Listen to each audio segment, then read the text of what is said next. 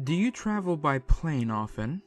In particular, does business, or pleasure, for those with a more lavish lifestyle, frequently send you across the Atlantic or the Pacific Ocean? If so, then you have a unique opportunity to explore the skies of another plane of existence. A bit of backstory first. As we know, turbulence is an ordinary part of air travel. The most common causes are, as the name implies, turbulent air within the atmosphere, such as crossing jet streams. Other catalysts have been noted, like thermal irregularity and differences in air pressure when passing over mountains or tall buildings. These are boilerplate, and while they might be a bit scary to novice flyers, rarely does anything dramatic occur as a result. However, at a few points on our planet, turbulence may be the side effect of an intersection of parallel dimensions. Think of it as a bubble in the sky, where you are simultaneously within our reality and blinking into another. This usually lasts no more than a few seconds and is imperceptible to the vast majority of us. Passing through these pockets, or rifts as we call them, can affect you in unusual ways, because time tends to work differently within the parallel dimensions. While you experience it only as a split second, your bodies may have a matter of minutes or even hours pushed rapid fire through their systems. Ever felt hungry out of nowhere after a bit of turbulence? Or, to be somewhat crude, have you suddenly had the urge to use the lavatory despite being fine not moments prior?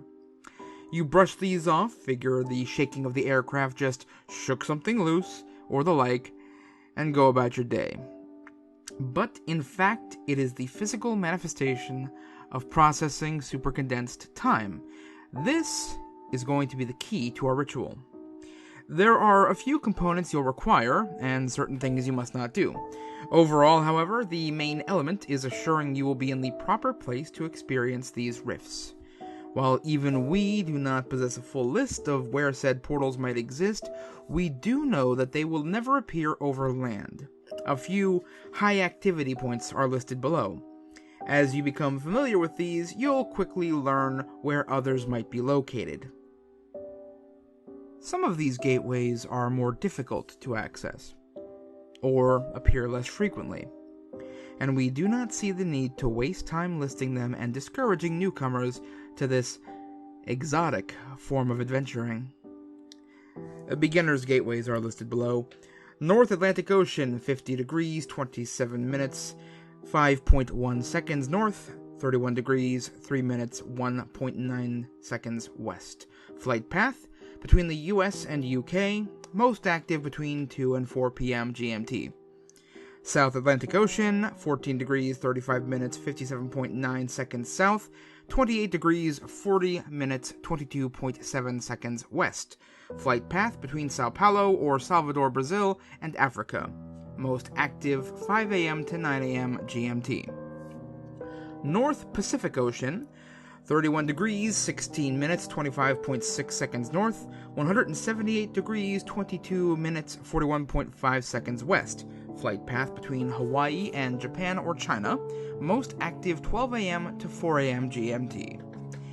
Any of these should provide fairly reliable access points with the highest chance of victory. We ought to clarify that even given the best odds for you, successfully completing this ritual is a 1 in 100 event. Do not come seeking us out for restitution should your excursion not go as planned. Required items: 2 analog watches. For reasons we can't quite explain, digital timepieces do not seem to work. A hand mirror. Any size will do the trick, so long as you can see both your entire face and out the window of your plane.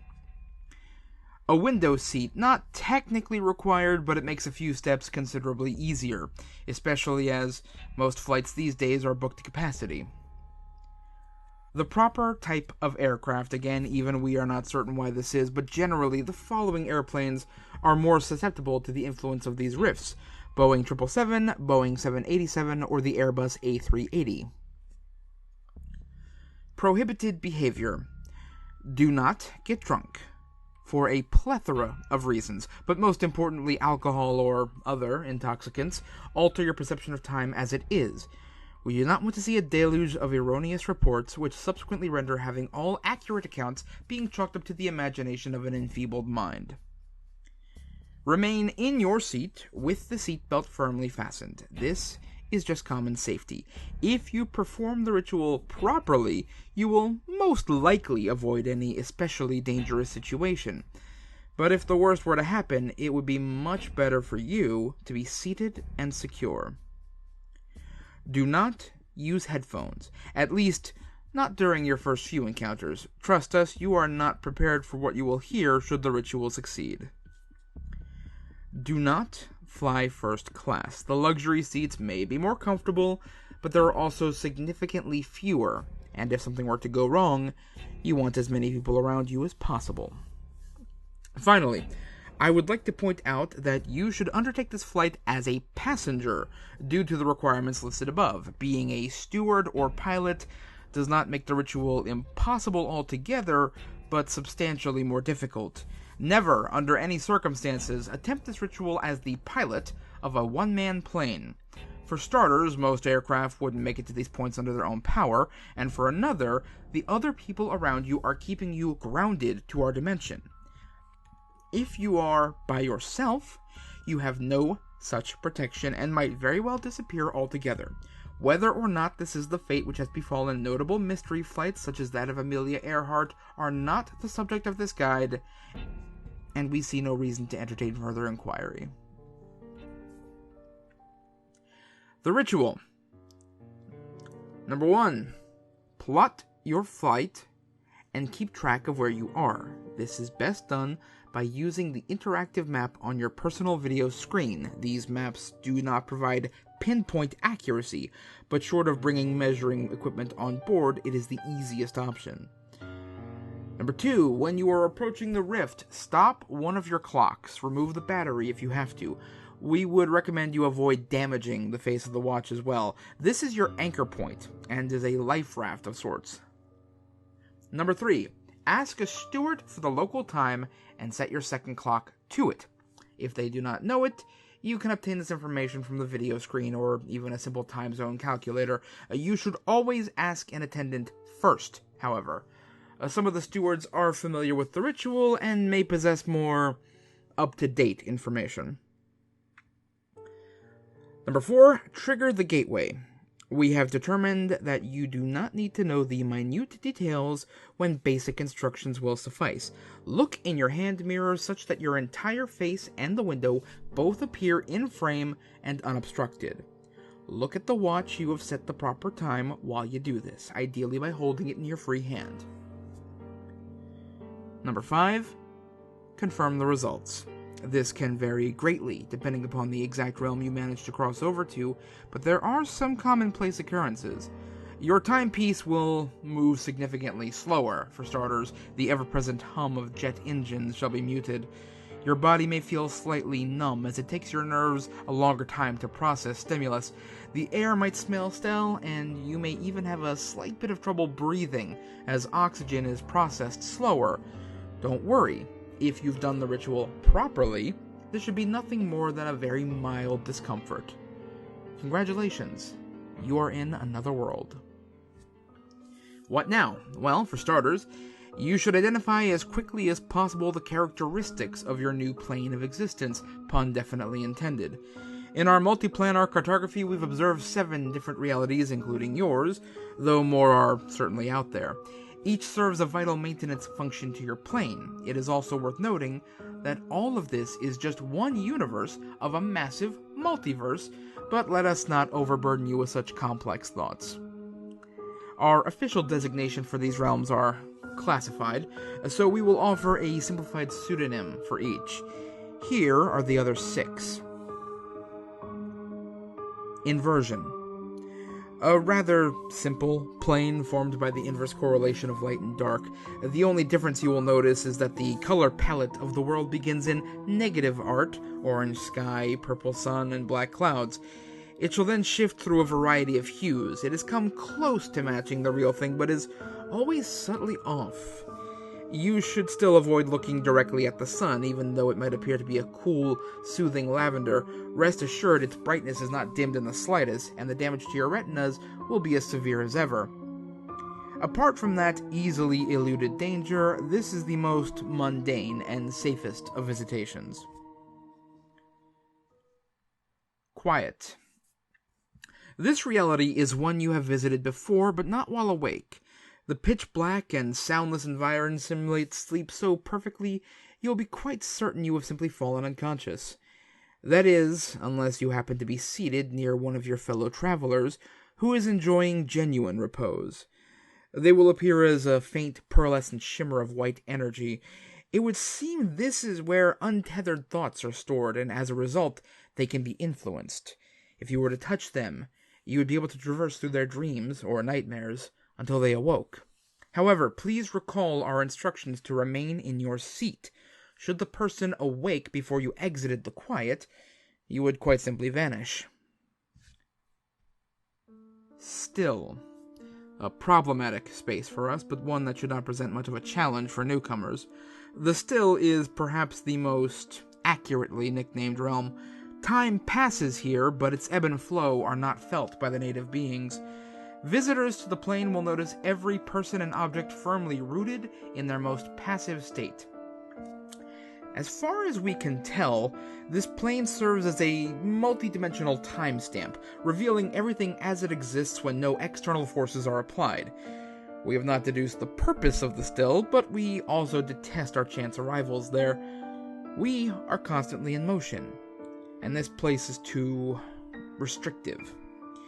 Should you find yourself here, do not wander. In fact, move as little as possible. Again, please note our advisement to remain in your seat. While there are no recorded instances of an adventurer finding themselves trapped here, natural law dictates that any of these planes will try to expunge something which clearly does not belong, like white blood cells attacking an infection. Indeed, several presences within your own reality face this very threat. Origin. We come from our least desired location to our most beloved. The origin can only be accessed by those who have already witnessed another plane, and usually it requires multiples. However, in all cases, visitors attune to the origin by first witnessing the Still. The origin is the eternal flux of the universe, not a state of being, but all realities existing within one sphere. You are limited by your physicality, but you will perceive the effects this dynamic realm has upon its natives. You shall see them as they are, have been, and all variations of what they might become, sharing the same space. It is important to advise you that you cannot alter the future, even should you deduce which of the infinite portents will come to pass for any one person. It is inadvisable for you to look in a mirror for too much longer after arriving in this plane. The realm cannot seem to touch your essence while you are only a visitor within it. However, the looking glass is a different story. Mirrors have always been gateways, and our reflection is little more than a waypoint of sorts, guiding our sparks into places beyond our ken. If you look at the mirror and see what your reflection is going through simply by being here, the effect on your psyche can be irrevocable. Besides, the beauty of the place would be lost on you. Blank. A plane about which you need to know little, but one which you will immediately recognize you stumbled upon. Without delving into a lecture that would take more pages than there are stars in the universe, we can offer only the most basic and childish explanation for what you will discover here. Everything that exists on a cosmic level does so according to set rules. Think of every sentient being in the universe like playing pieces on a chessboard. Across dimensions, the players are different, by which we mean the individual might change. Their role, however, does not. A pawn is a pawn, a rook is a rook, a queen is a queen. Just because in one universe the pawn has short brown hair and a fondness for writing, and in the other they wear black lipstick and express their meaningless desires through sculpture, ultimately accounts for nothing. The blank has the unique property of revealing this simple universal truth in the plainest way possible. Every person you see here will exist as human-shaped playing pieces. Their featureless faces, devoid of eyes, nose, and mouth, might be rather frightening. The bald heads, lack of clothing, and alarmingly uniform skeletal structure will give them the appearance of mannequins, but do not be concerned. They also lack the individual weaknesses like emotion or ambition, which make all of you a threat to one another. That said, there does exist a potential danger within this plane. We've come to call them the Director, though perhaps Warden is a more appropriate title. While all other things in this realm exist without feature, they are an amalgamation of trappings and styles. They gleefully skip about, confirming that each of the pieces is prepared to play whatever role they must, before moving on to the origin to give them their essence. If you've been paying attention, you might feel compelled to thank the Director for giving you all those winning qualities about which you are so proud. Or perhaps you would be more inclined to curse them for afflicting you with such hideous flaws and loathsome traits. Regardless of your inclination, should you see the Director, we would recommend that you do neither. Because if the Director notices you at all, they might decide that they don't much care for how you've turned out after all, and be compelled to apply a few last-minute alterations to your makeup. Trouble is, even the Director cannot simply change the state of the game once it is in play. Rather than risk upsetting the contest, the piece would be sacrificed to allow room for a new one, as well as any others nearby that might be affected by its sudden, and make no mistake, immediate removal from play. Should you see the Director, do not make eye contact. Look forward, say nothing, and do not respond to any prodding, questioning, or worse. With any luck, the Director will believe that you are unaware of the cosmic hiccup which has occurred, and return to their work. There is one report of a traveler feigning sleep and being sent to the quiet, from which he eventually found his way back to his reality. However, his story is an aberration and should only be attempted as a last resort. Flow. Consider this place to be the abscess of the multiverse, a trash heap for misplaced things, a realm grown fat and swollen off the mistakes discarded from every other step in the grand structure. If you find yourself here, you were meant to, and it is unlikely that you will be leaving. There are no visitations to this plane, only condemnations. All matter that resides here is hastily broken down into the smallest fibers of usable material, and then sent back to the blank, in the hopes of salvaging some good from the failures. Fortunately, the process takes a while, considering the mistakes of an infinite number of realities piles on unfathomably deep. Thus, you might possess a slim chance of escaping your appointed fate before you are deconstructed. For starters, you shall need to find your way out of the scrapped remains of the aircraft by any means necessary. This may be difficult to do, congested by the terrified and manic manifestations around you. You will see and hear things that go beyond horrifying, but if your desire to exist is strong enough, you can overcome them. Force your way through an endless sea of obstacles by reminding yourself that you are still your own being, and you possess a slight, tangible edge over the shades around you. Get to the door of your vessel or some other exit. Break a window if you must. You will fall through a sky that has no end to a sea that has no bottom. From this point on, you shall begin to feel the effects of the flow, as you have made yourself something of a priority target. It all comes down to a matter of will. You must force yourself to be in all places at once, a feat not impossible if you remembered your earlier visit to the origin. If you had no such experience, the odds of success are effectively nil. Still, press on and force yourself to be at the end of infinity, deep beneath the waves of this place. You are there, and yet you are still falling. All this time you are being eaten away by a hungry universe, trying to cleanse itself of your stain. Look to your mirror if you must, but your reflection will be of little help if you are unprepared. Of the limited number who have escaped the flow, there are fewer still who can remember exactly what happened from the point they found themselves beneath the tides. Their accounts share very little similarity, but on one point they agree. There was a sacrifice made. Somebody took their place, and it was somebody close enough to them that even the Director was temporarily fooled. A blood relative for most, and in one case, a child. Additional sacrifices might be made to stall them, but you will eventually return to the flow. Be forewarned that you don't truly belong in your world anymore, and the director shall continue to hunt you down to rectify the mistake.